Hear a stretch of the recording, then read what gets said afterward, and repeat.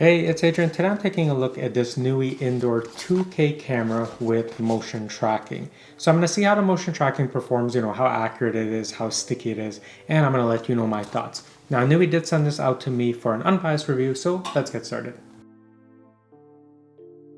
In the package, we have mounting hardware, power cable, power brick, a sticker, a manual, and the Nooie 360 Cam 2, which is the second generation. The color scheme on this is pretty muted and neutral, so it's going to be able to stand out anywhere.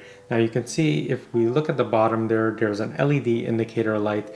We also have a microphone port and then the camera lens, and this whole housing kind of scrolls up or rotates up vertically so that you can get access to the micro SD card.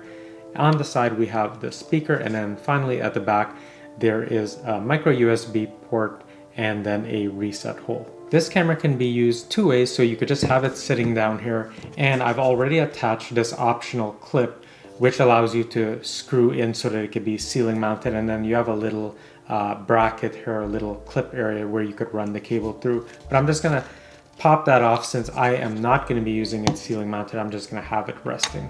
This is a 2K camera. You also have 101 degrees field of view. There is pan, tilt, and zoom functionality, but the zoom is only 8x digital zoom. There is no optical zoom. You do have motion detection and tracking. The night vision range is up to 10 meters or 32 feet.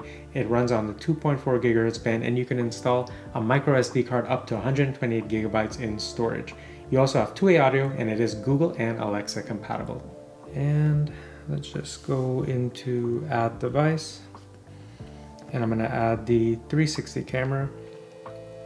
Now it says, please make sure the camera is powered on and within Wi-Fi range, and then wait approximately 15 seconds until the LED indicator light is flashing red. I can see that it's flashing red right now while it's calibrating. So I'm going to go ahead and click red light's flashing. Now turn on location. Just going to go to settings. And I'm just gonna put in my password right now. Now I'm going to scan the QR code. I'm just gonna put it in front of the camera. And I got the audible alarm or alert that it's ready. So we're just gonna let it pair.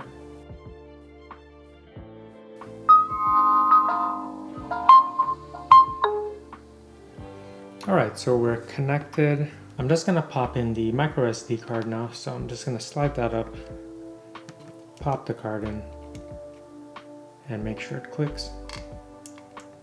And there we go. Alright, so let's go into the app option. So you can see this is the last thing the camera saw, and I also have an option here to toggle the camera on or off, if I'm in the house and I don't want it to be recording if I'm, moving around a lot. But on the main dashboard or this live view screen here, you can see we have the option to just record video if we were looking at something and we saw something interesting. You can also take photos. You also have two-way talk, and then you could just hear audio live from the camera. So I'm going to go ahead and click that. Just increase the volume here and you'll hear some feedback. So let me just take that off. Now you also have two-way talk, so I'm just going to enable that right now. I'm going to enable that. And you can hear that comes through pretty clearly.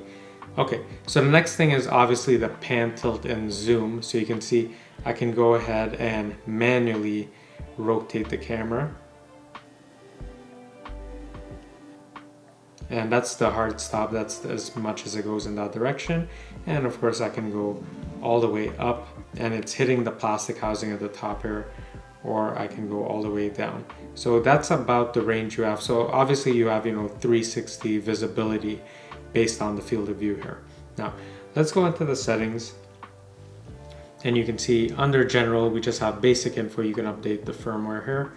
Now we can also go into audio and video, and I have set it to record audio. Obviously that's going to take up a bit more space on the memory card, but I think it's good to have.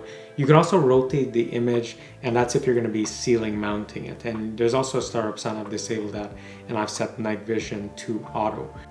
You can see I have the option here for motion tracking, and that's the major selling point of this camera. And what I'm going to do is I'm just going to dangle my hand, kind of in front of it, within its field of view, and you can see, you know, within about a second or so, it reacted and it moved or it panned. So I'm just gonna do that again off to the corner. I mean, I need to go a little bit further out just so it can detect that motion. So you can see, again, you know, it is adjusting and tracking as it's supposed to. So it's pretty decent, and I do have my sensitivity set to high, which you could see right there. So it's set to high. Of course, motion detection is on. You could also set detection zones if you have an area you don't want to track, and you can also set a schedule. I'm leaving mine, you can see it says here every day and, you know, the full day. So if there's days where you don't need it, you do have that option. Now, there's an option called sound detection. I'm going to turn that on, and if it hears sound, it's actually going to send you an alert. So let me go ahead and clear this. And while I'm talking, it's probably going to pop up somewhere on here that it's detected sound. Now, there is also an option here for crying detection. If it hears a baby, it's going to detect that. Now you can see it says right there, sound detected. I'm going to turn that off, but that could be helpful, you know, if there's some kind of blind spot, or say there's movement behind the camera. As long as there's sound, it'll still let you know. So that could be beneficial to you. Now you also have storage. You can do a cloud storage, 14-day free trial. I'm gonna leave it off. I've just popped in a 32 gigabyte SD card. All right, so from that demo, you can see it did a pretty good job overall. You know, it tracked me as I was moving kind of normally throughout the house. But right at the very end there, I kind of walked at a really fast pace back to the left of it, and it couldn't track me quick enough. Obviously, if I was a bit further out, it would have been able to track me because I would have been, you know, kind of further in the background and easier to track. But once I moved right in front of it, it couldn't track me anymore. So here's a test of the night vision tracking, and you can see it performs excellent. It was pitch black up there, guys. So I turned off all the lights, I closed all the windows, and you could see me stumbling around. I actually hit that table with my leg and it shook because I really couldn't see anything up there, and it kept pretty good track of me. One thing that I would like to see change on a future generation is, since I was able to kind of slip it up with tracking if it moves really fast, you know, it does have a microphone. It would be good if it had, you know, maybe 2 or 3 microphones, so that way if it doesn't detect the motion, if it hears sound, it can react based on sound as well. But overall, it's still a great system as is. So can I recommend this Nooie 360 Cam 2? And I think it's a great option if you need to track automatically. So if you have kids, pets, an elderly parent, or any of those type of situations, this is gonna work really well. It tracked very well during the day, and it tracked at night, almost in, you know, complete darkness when I was fumbling around, and it did an excellent job.